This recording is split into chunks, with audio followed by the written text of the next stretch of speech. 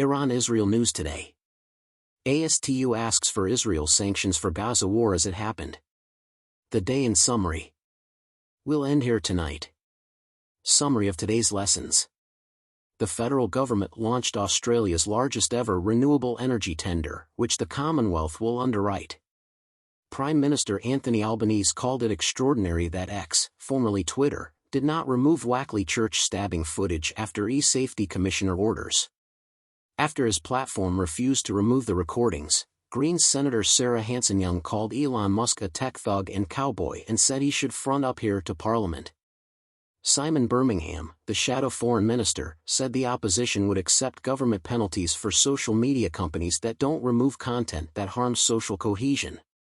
David Littleproud, the Nationals leader, told Sky News that a clear majority of his party supports nuclear power.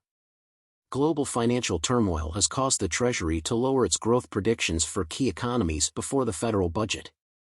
Due to the Gaza war, the Australian Council of Exports Unions wants the government to impose targeted penalties on Israel and end military exports. It also demanded $100 million more humanitarian aid for Gaza and the West Bank. The Australian Human Rights Commission declared a Western Australian high-security immigration detention centre no longer suitable for purpose after an examination.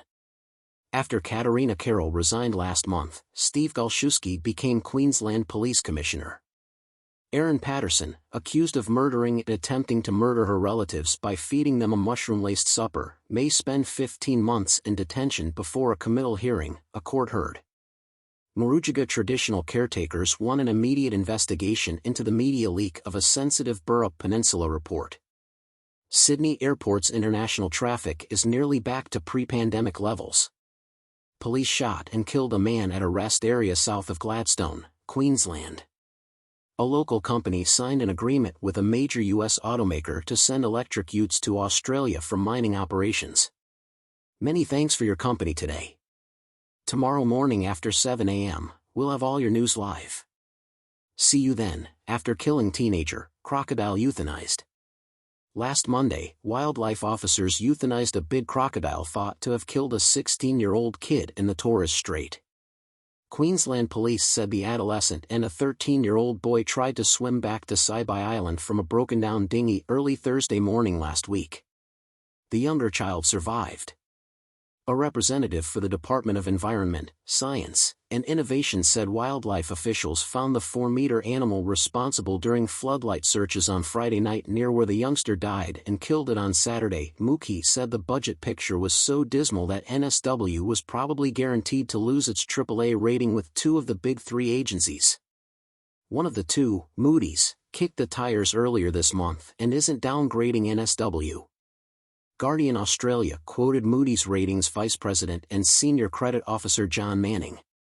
Moody's maintains its stable outlook on New South Wales' AAA rating ahead of its fiscal 2025 budget. No changes yet. June brings the NSW budget. Fitch, the second top-rated NSW agency, has not responded. S&P downgraded NSW's debt in 2020. The state opposition said Mookie was exploiting GST carve-up issues to distract from the budget implications of increasing the public wage cap.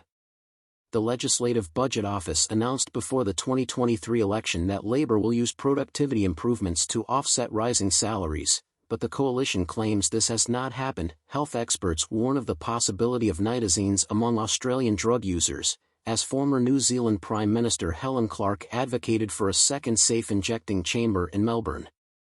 Clark, chair of the Global Commission on Drug Policy, said of the Long Plan facility. Bottom line, drug users must be safe.